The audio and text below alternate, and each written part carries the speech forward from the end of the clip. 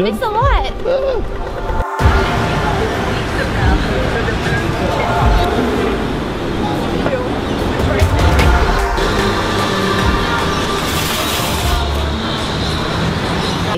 We spend most of our income on smashed avocado on toast.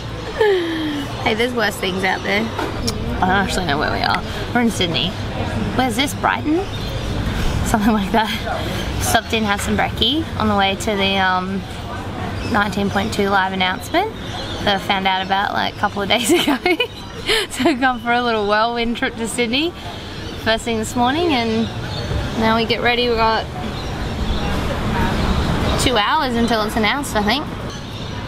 And I don't know, my whole entire career I've been wrong about every single announcement, except usually the last one, because there's only a certain amount of movements left. I don't know, I thought maybe it'd be like a two-parter one again, kind of like last year, usually in the second week. No, classically in history I've always done really well in the second workout. There's always been something really cool with a barbell or something like that, so I'm gonna go with a barbell. And then I don't know what it'll be pieced with. I don't think it'll be too gross yet. Might be, I don't know. I'm hoping maybe a part A and a part B. I like to see stuff. Well, so last week I technically can row, but it's kind of stupid. You know, it's like I can't really reach in very far, and I can't lean back very far because my belly cones, and it's just like, there's kind of no point. And I also kind of wanted to set an example for other pregos who maybe are not able to at all, and just show like it's okay to do, like to substitute it. So I did the assault bike, so I had to modify that. I'd love to have something that I can just scale, would be kind of cool, not necessarily change up too much. So it'd be cool to have like a barbell or even some dumbbells, maybe like double unders or I don't know. Thank you. That's his. Yeah, I think I don't know, barbell or dumbbell's kind of safe for me at the moment. Lifting seems to feel like my best thing, and I figure that if I can scale it, then I just scale the weight, and I'm pretty strong, so it never feels like strain or anything like that for me. So I'd be pretty keen on something like that, and maybe, I don't know, pregnant ladies do a lot of assault bike, but that's not going to happen. I don't know. I'm going to say I'll hope for a barbell or a dumbbell. That'd be pretty cool. I stayed at HQ on Wednesday, I think. And, you know, like, oh, what can't you do? And I was like, oh, I can pretty much do most things if I could just scale it. And then I was like, the next day I realized, no, I can't. I can't do midline stuff. So what I'm hoping for is, like, usually my my midline kind of substitutions are anything that's going to be like pelvic control kind of stuff. Like I don't put midline in a workout right now, so I wouldn't do anything with my midline that has any kind of intensity that's not just like a controlled position. So I'm hoping that there's no toaster bar or anything, because I think no matter what the scale option is, I'm gonna have to modify that. I can't do that in a workout, it's just not smart. So I've got to consider that. Everything else is pretty much within my control. You know, I can limit weight, I can, you know, depending on the movement, I can do things slower and less intense and not go too hard. That's all on me, that's all under my control, so I'm not really too worried about anything. Midline's probably the only thing, and then like I wouldn't love to run, that's not gonna happen, so it's not too bad. Anything that comes up in the open's usually gonna be pretty safe. My main limiting factor has constantly been the coning of my belly, which is not to a detriment, as far as I know, is not to a massive detriment to the baby. Like the baby's pretty good. Aside from like exertion levels and heat, like you have to be really careful. Exertion levels, heat, blood pressure, stuff like that is really important. That's all like related to bub. But for me personally, and then what happens to me afterwards, especially wanting to compete again and just really have my body be as functional and as I guess close to how it was beforehand, I've had like I noticed and sort of presented with coning quite early, so I don't want to give like a real I'm not the person to give a real qualified explanation of that. I recommend asking someone to explain it. They can explain it better, but it's something that you do want to avoid anyway, because you get this weird kind of like shape, this coning, and then you get separation in your abs, which is going to happen anyway, but it can happen quite drastically, and then it can cause drama to your own structure later on, and that's really important that I avoid that, and there's just no need for me to do that. So that's been my main thing. That happens with any kind of like push-up, a lean back in a row, anything where there's any tension, hanging from the bar. I stopped doing pull-ups and things like that pretty early for that reason. I can do it with a band, but I have to be really, really conscious, and then I like to sort of get a little bit of a sweat on, so I'd rather just do something like a ring row that has no consequences. That's definitely been my main thing, and then being in Queensland, the biggest thing has actually just been that it's just really hot.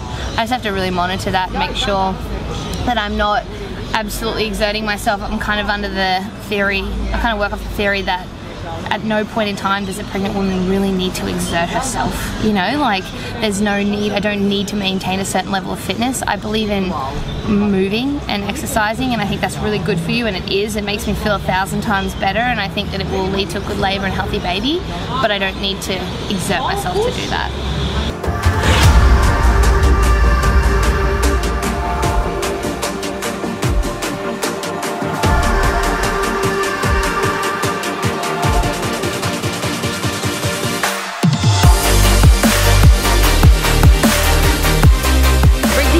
That's not your fan, that's the Cara fan. Oh, don't you go near it, it's not our audio. That's my special fan, that's a big ass fan.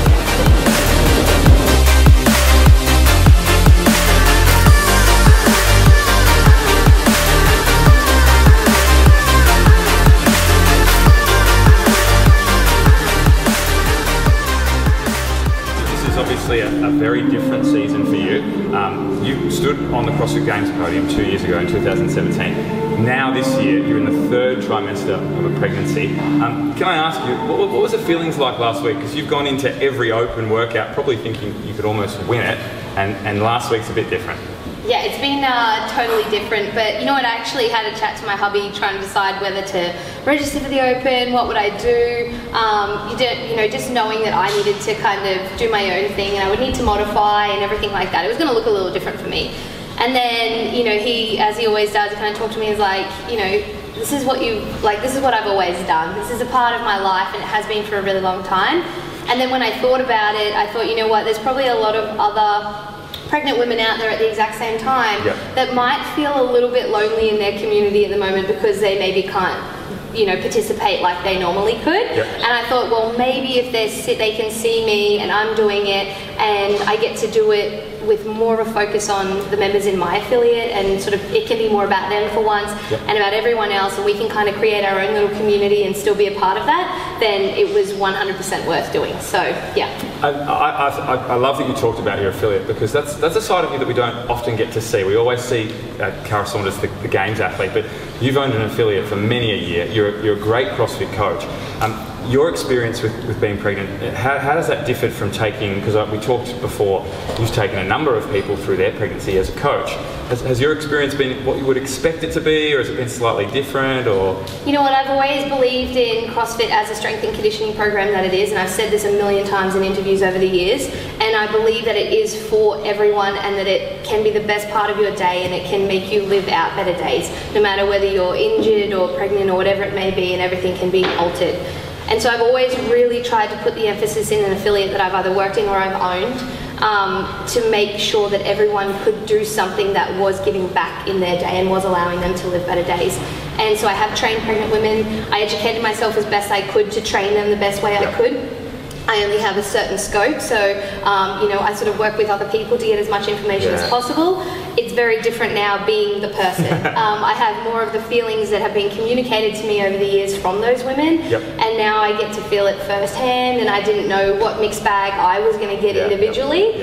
And yeah, so it's been an interesting ride, but I've definitely gained more knowledge that hopefully I can continue to pass on, you know, afterwards. Okay, so my toes to bar are going to be totally swapped out for a dumbbell front squat. I'm gonna use 35-pound dumbbells because that's usually the weight for the open, so 15 kilos. And I'm gonna do double unders as normal, they're fine, and I'm gonna power clean instead of full clean. So I'll do 25 of those, 25 squats. Power cleans, RX weight is fine. Double unders is fine. I'll get a score of zip. 0. I've gone from #1 in the world at this workout to 0.